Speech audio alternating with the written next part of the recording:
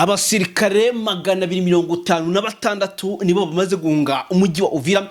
Ubu tuvugana mu mwanya mu masaha atambutse, ni inkuru ingezeho muri aka kanya. Ravuga ni mu by'ukuri rero ubwo iyi nkuru ingezeho ndindeho kutayibatamo, ndindeho kutayibabwira ngo mbabwire uburyo ki ingabo z'umujyi wa Uvira cyangwa se zo mu Burundi 256 zamaze kuba zitoroka umujyi wa Uvira.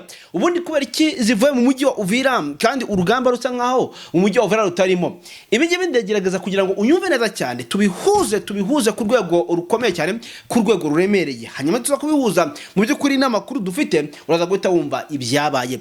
Ni ingabo zigera hafi muri 100 zikabakabijana zaguye muri Runingu ndetse ewe na Kiriba. Izi ni ingabo zarashwe ku rwego rukomeye cyane, zari nyinshi, ariko tukabihuza n'amakuru avuga ko General Prime niyo ngabo uyu ni chef d'état major yaramaze nk'icyumweru aburiye ingabo z'u Burundi ngo zigombe guhunga zive hariya, kubera ko amakuru yavugaga ko Evariste Ndayishimiye president w'igihugu cy'u Burundi ari bo rumaze iminsi ari kogera abaforusa abinjiza mu rugamba mu buryo butari bukwiye. Sinzi icyo kintu muri gucyumva. We icyo yakoraga yagaragazaga kubinjiza mu rugamba mu buryo butari bukwiye, mu buryo butari ubwanyabwo, mu buryo butari ubwanyabwo.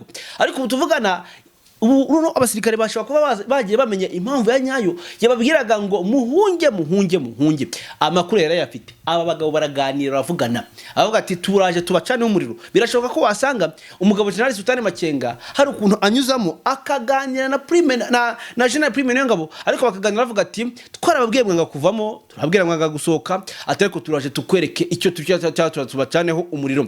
Ibi byose rero bikaba bigiye kudusobanura cyangwa se bikaba bigiye gusegura iki, bikaba bisobanura ko izi ngabo bibonye ntandi mahitamo bagahunga. Ariko bakaba bahunze bamaze gukubitirwa hehe, bamaze gukubitirwa ngaha muri Runingu, ivumbi ryabatumukanye ku rwego rumere cyane.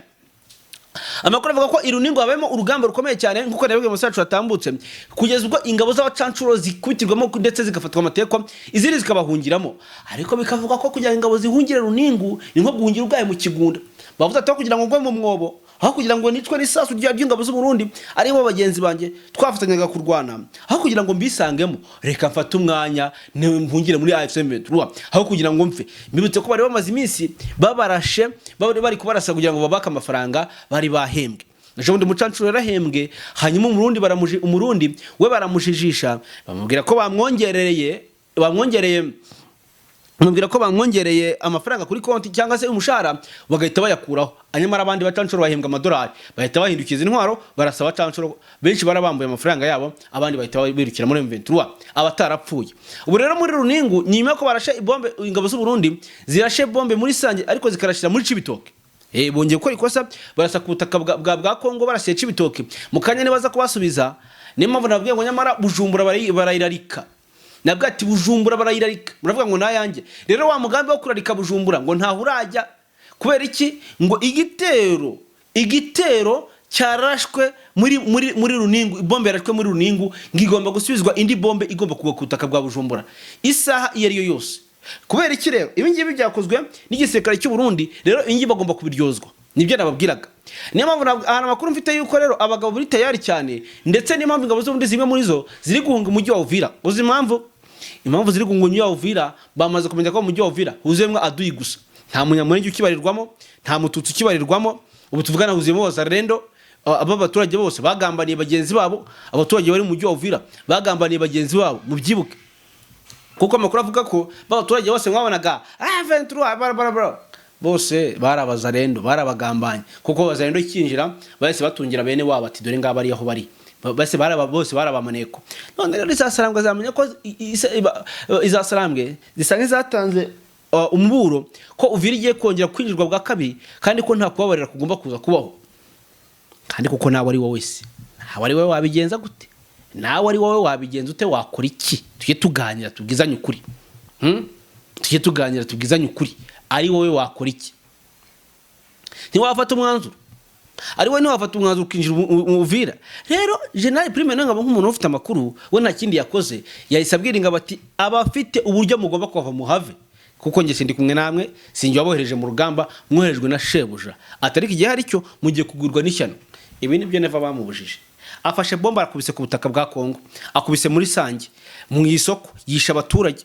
Mukanya za Sarambwe zifite intwaro mu ngwengo na tema zigomba koreka mu mujyi wa Bujumbura. zitarakora n'umunsi wa rimwe, zari zitegereje ibintu nk'ibyo ngibyo cyangwa se guhabwa oda. Hanyuma abayobozi b'Ubujumbura ndetse n'abandi nka ba Prime Niyongabo na ba Reverend kuri yo, icyo nicyo bari guhura neva, bamubwira ati kuki kudukurura ibibazo.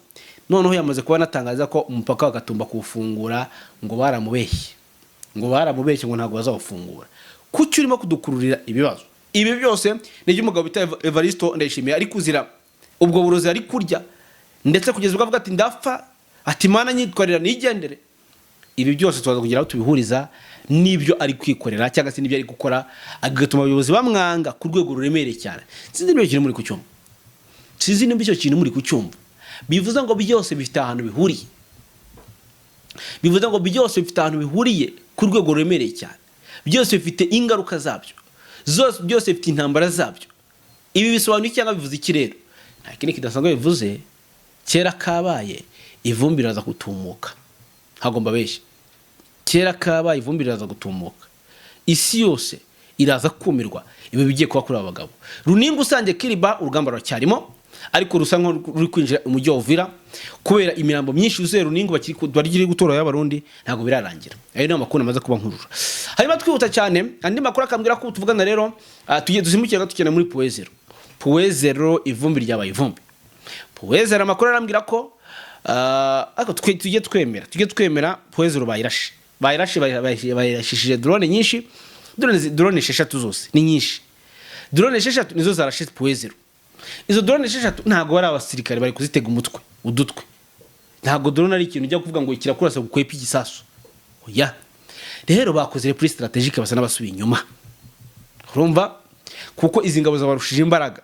Harimo abacancuro, harimo FARDC, harimo FDLR, ni benshi. Tujye tubwizanya ukuri. Ni benshi. Kandi ikintu kiri kubafasha ni ibitero byo mu kirere. Si M23 ngira koresha drone za kamikaze ngo bahangane. Twirwaneho ntazifite. Ariko abantu wenda bashobora kuba tarisokamo neza, ariko bon, okay, sinshaka ajya kuza kubitindaho. Ngiye ndimo ndatangaza amakuru nakuruye nakiriye.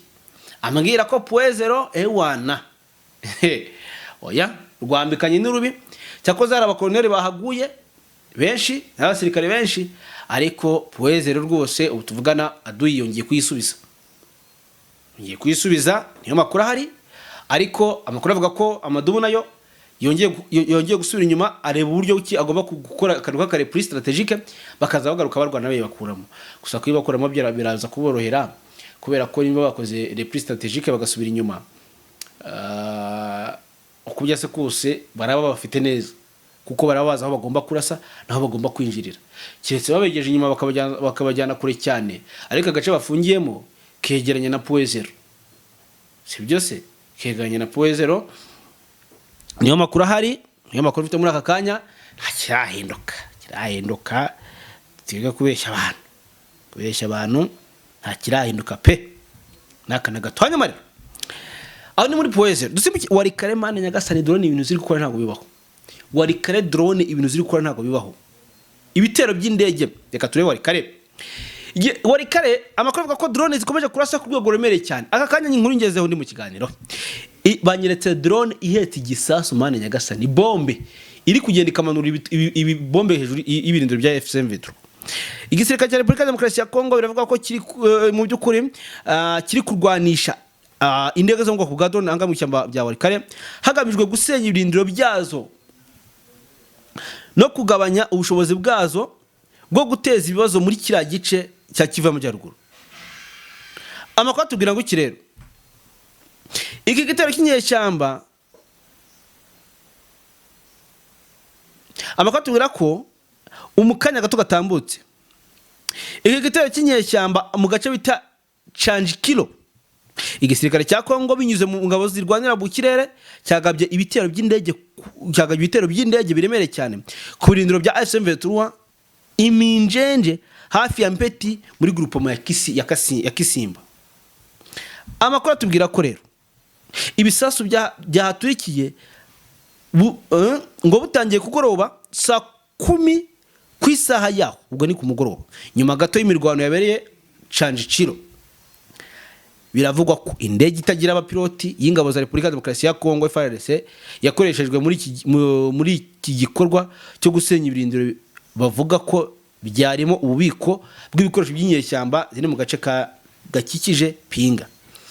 Ibitero bishya kandi by'indege bije nyuma y'iminsi mike habaye ibikorwa nk'ibya gisirikare birimo by'inyeshyamba nanone kandi muri Minjenje na Mpeti, ngo bikaba byerekana kongera ibikorwa bya gisirikare bya FARDC muri kara gace ka Walikale. Ngago korero izi nizo updates zihari muri aka kanya. Ntago byoroshye rero, ntago byoroshye, nuba ko n'urugamba n'intambara. Hanyuma rero izasaramwe nazo zikaza zikomeje gupusa zimanuka zegera umujyi wa Uvira. Nibyo rero reka mesoje hanga neje muri update muri aka kanya, ndabakunda cyane baza ku mutima bakoca nagaruka. Bye bye.